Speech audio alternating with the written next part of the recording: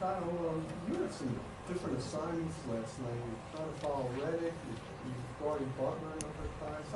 Just how is that for you, that kind of difference that you have to be defensively? It shows my versatility. Makes me feel good when I can say that. Whatever it takes to win and whatever it takes to help my team win. JJ is unbelievable. He got hot and got going, and then you got a guy like Jimmy where you want to keep him inside, keep him outside the three, and JJ inside the three, and Tobias those guys are good. For me, it's just being able to help my team win in every different aspect on that end, not offensively but defensively, and I think that's where games are won defensively.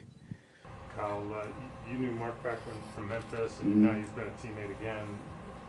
What is he like as a defender? What have you maybe appreciated that you didn't appreciate first time around, or learned up close? When we were together, we were so young that we were trying to figure it out, and he didn't know if he was going to be a defensive guy, offensive guy. We all, it's kind of one of the things where you just don't know who you are yet, and I think the appreciation that I've learned from him is just his professionalism, his approach, his every day. He doesn't care about anything but winning, and he does whatever. I mean, Mark's hasn't had a big scoring game, but maybe once since he's been here, and he's been effective on our team.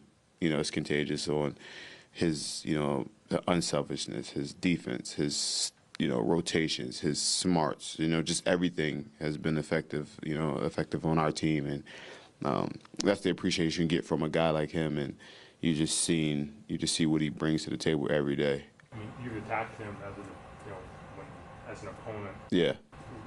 How difficult how difficult challenges he as a defender? When Mark's Mark's up in the screening role and engaged, he's got some of the best hands. I've played with Chuck Hayes, and Marc Gasol has had some of the best hands I've ever seen defensively as bigs. And Mark's, when he's up, he's going to get his hand on his ball. He's smart. He's going to know his positions. He's going to know the rotations. He's going to get to the right spots. And he's a big, strong body. Mark is 7 feet, big man, and he's able to do his job at a high level. Kyle, how do you feel about your Game 1 performance in this series compared to your Game 1 performance in the last series?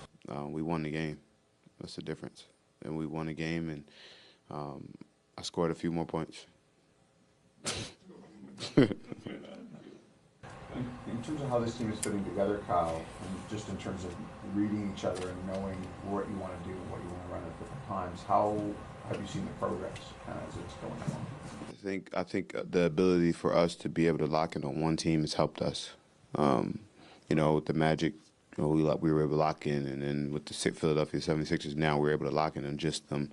It helps us tremendously because we can figure out where we want to be, how we want to play it, what the rotations are going to be, what we would like to do, what we would like to stay away from.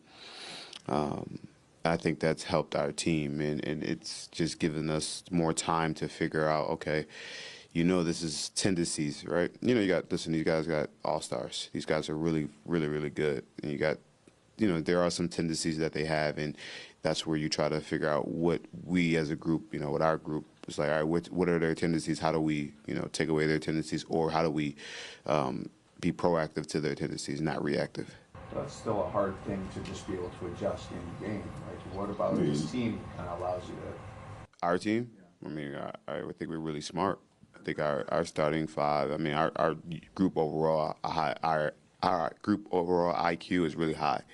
I think our starting five might be honestly up there with any other starting five high IQ wise. Honestly, just gives us an advantage to be able to figure it out and be able to communicate it. And I think that's one thing I didn't say. We were able to communicate what we want to do verbally and physically a lot easier. At the same level as each other. Yes. Yeah.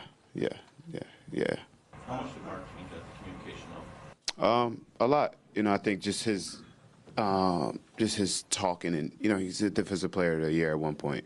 You got 2 defensive player of the year guys on your team. Just knowing opponents, studying the habits, knowing rotations, being there, it makes it a lot easier to help and talk and to not have to, do this, that. Make sure we just we have a coverage, we could switch it, we could do this, we could do that on the fly, really easy.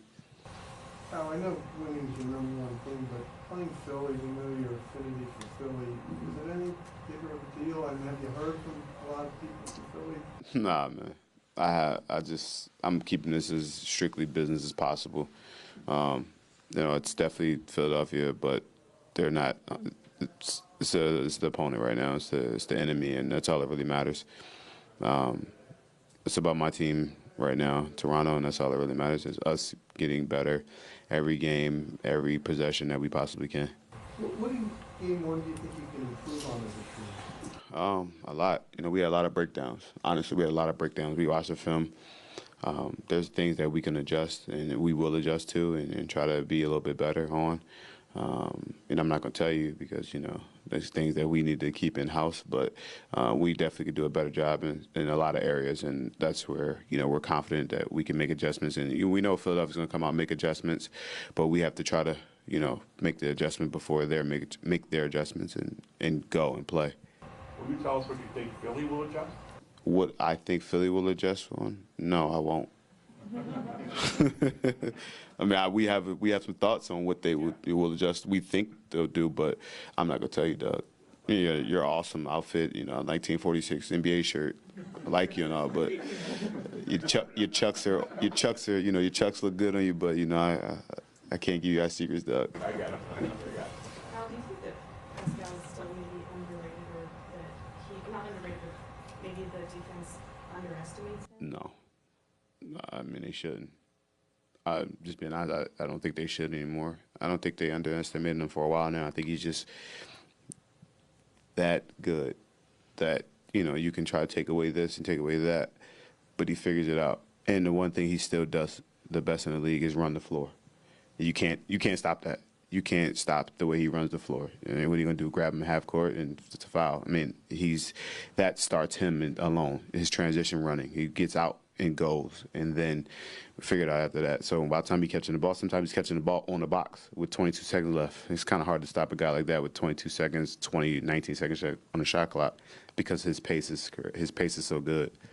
Fred was talking about him even trying new stuff and getting new spots on the floor during the play. I was surprised that his evolution is still happening, even on this stage. He's only been playing basketball 7 years, something like that. So that ceiling's unbelievably high, and the information he can intake is still a lot more in his brain that he can put in there. It's a lot of things that he can watch film and get better on. That's I said, this time of the year, it's like everything's slower.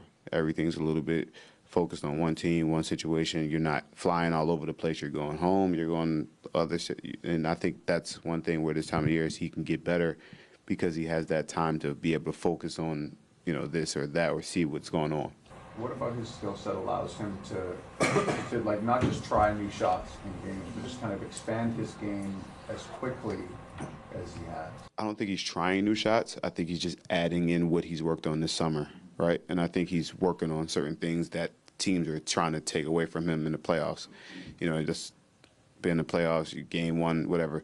Orlando was trying to do this, and game two he switched it up and did this. So it's not what he's trying. It's things he's worked on all summer that he's able to incorporate now because these are things that they're taking away or these are things that they're giving him. When you see Kawhi go off, the way he did, you guys almost try not to just watch him because he's just dazzling everybody. You know what I mean? You got to play the game, but you get almost mesmerized. You try to just make sure you help him as much as you possibly can. And if that's screening the right way, if that's rolling, if that's calling the play for him, if that's helping him on defense and helping him save some energy, you try to help him and help the team no matter what in any type of situation source. So whatever you can do, if you got to get out and take his man for a second or screen his man or, back cut just to get him open, those are situations where you try not to get, that's where you help him at. You don't help him by just standing and watching. You help him in other aspects. Have you ever seen anyone make the game look as easy as he did in that game and also the Orlando, game too? I was saying this. I had one other game that I've seen like that, and that was Yao Ming. We played Portland game one. He was like 12 for 12, and he missed a shot. It was crazy. it was unbelievable. It was just an easy game. And I don't think yesterday wasn't easy for Kawhi. Like, it's not easy. He got to his spots. He made some threes, got to the free throw line. His pace is unbelievable. It's not easy. And, Philadelphia tried their best. They did. Kawhi just made shots, and he was aggressive. And we did what we were supposed to do. But that's why I said it's only one game. We got to go out there and execute in game two. Well, sorry, you right? Nick Nurse ready. Thank you, guys.